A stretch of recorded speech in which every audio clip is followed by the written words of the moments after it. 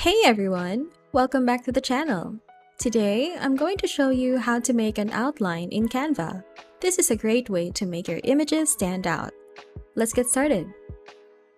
If your image has a background, we need to remove it. Select your image and click on Edit Image in the top toolbar. Then, select Background Remover. Canva will automatically remove the background for you.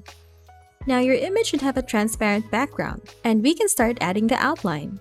With your image still selected, go to the Effects section on the left panel.